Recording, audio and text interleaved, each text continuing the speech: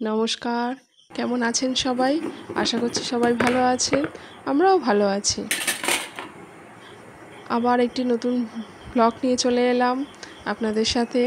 আশা করছি আমার সাথে পুরো ভিডিওটা জুড়ে থাকবেন আর আপনাদের ভিডিওটা অবশ্যই ভালো লাগবে, আশা রাখছি সেটাই।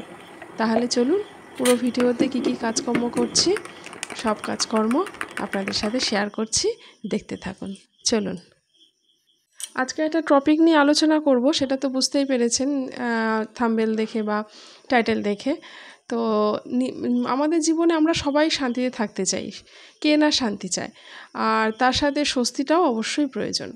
তো তার জন্য আমাদের সবার আগে কিন্তু প্রয়োজন নিজেদের একটা স্যাটিসফ্যাকশন, মানে নিজে যাতে ভালো থাকি, মানে নিজের মন যাতে আমাদের একটু বোঝাপড়ায় থাকে, সেরকম একটা ব্যাপার কিন্তু আমাদের নিজেদেরকেই তৈরি করতে হবে।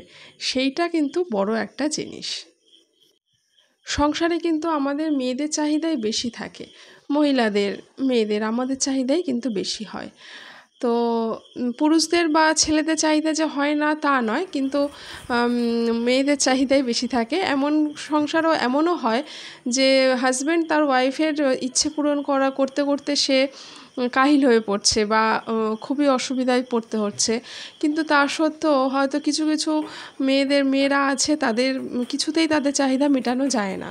তো এটা খুব হয়তো কমই হয়, বেশিরভাগ মেয়েরাই আমরা সেগুলো মানিয়ে গুছিয়ে নিয়ে সংসার করি, মানিয়ে গুছিয়ে নিয়ে চলি।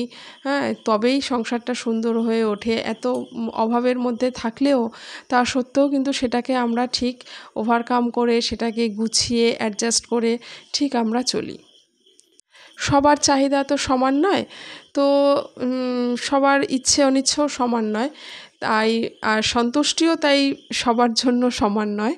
তো নিজের চাহিদাটা একটু কম করতে হবে, এটাই হচ্ছে ফার্স্ট পয়েন্ট। যে আমরা যদি নিজেদের চাহিদাটা একটু কম করি, বা দেখুন জীবনে চাহিদার তো শেষ নেই, বা চাহিদাগুলো যদি একটু বুঝে শুনে চলি, তাহলে দেখবেন জীবনে অনেকটা খুশি থাকা যায়, সুখী থাকা যায়। এই যে গরিবরা, তারা কেন এত সুখী? তার কারণ তাদের জীবনে চাহিদা নেই অত, তাদের শুধু একটু দুমুঠো খাওয়ার, একটু মাথা গোঁজার একটু মানে ঠিকানা হলেই হয়তো হয়ে গেল।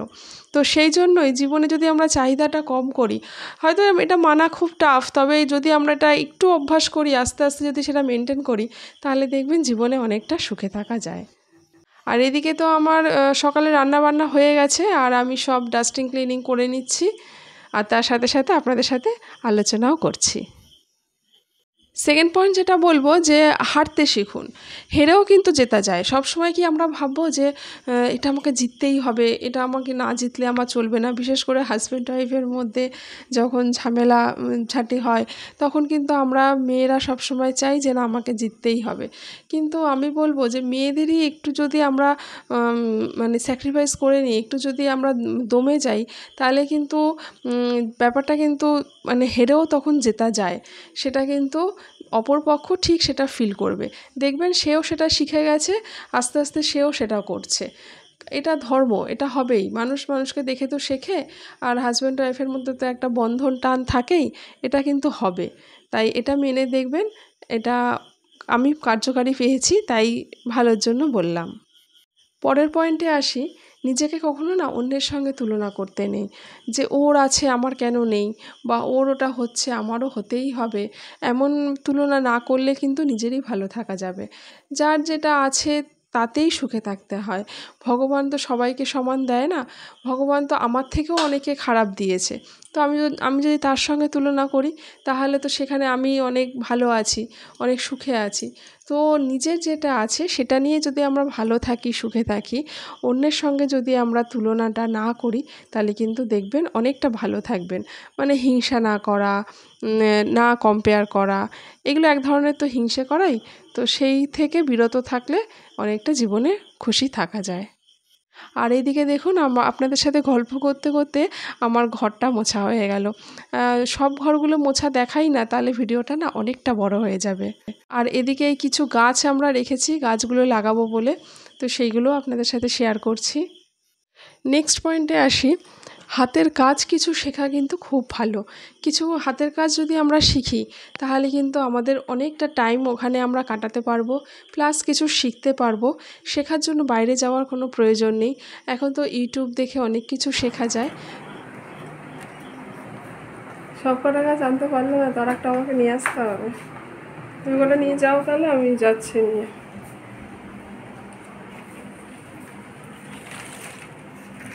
আচ্ছা, একটা দেবদারও কিন্তু এইখানে পুঁতবে, এই জায়গাটায়। হ্যাঁ এইখানে, হ্যাঁ হ্যাঁ এইখানে। ও ওপরে উঠে যাবে তো। আর শেখার কোনো বয়স নেই, শেখার কোনো শেষ নেই। তাই শিখতে থাকুন, দেখবেন খুব সুন্দরভাবে টাইম পাস হচ্ছে এবং অনেক ভালো আছেন। নেক্সট পয়েন্টে আসি, মানিয়ে চলা। হ্যাঁ, স্যাক্রিফাইস করা, মানিয়ে চলা, এটা কিন্তু আমাদের জীবনের খুব বড় একটা কাজ। তো এটা যদি আপনি করেন তাহলে আপনার অপোজিট যে আছে সেও কিন্তু সেটা শিখবে বা সেটা আস্তে আস্তে করতে কিন্তু সেটা বাধ্য হবে।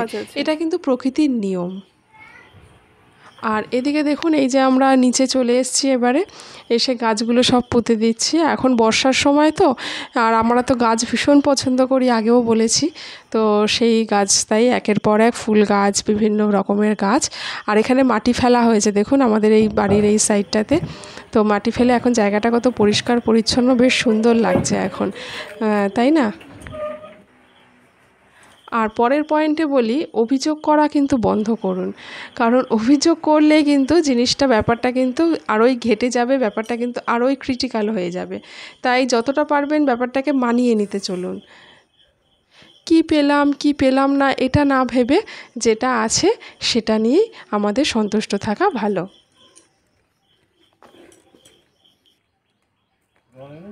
হ্যাঁ, জল এনেছি, 2 বোতল জল এনেছি। আর এই ফাঁকে ফাঁকে কি ডাটা গাছগুলো দিয়ে দেবো?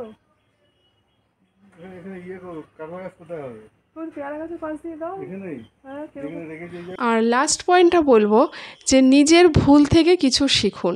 মানুষ মাত্রই ভুল করতে পারে, তাই না? এবার আমি ভুল করিনি, এই জিনিসটাই কিন্তু ভুল হতেই পারে। সেটা মেনে নিয়ে সেটাকে শুধরে চলাটাই কিন্তু জীবন। আর আকাশটা দেখুন কি সুন্দর লাগছে, তাই আপনাদের সাথে একটু শেয়ার করলাম। তাহলে আজকের ভিডিও এই পর্যন্তই এন্ড করছি। সবাই ভালো থাকবেন, সুস্থ থাকবেন। আবারও দেখা হবে নেক্সট ব্লগে। দেখার জন্য অনেক ধন্যবাদ। টাটা।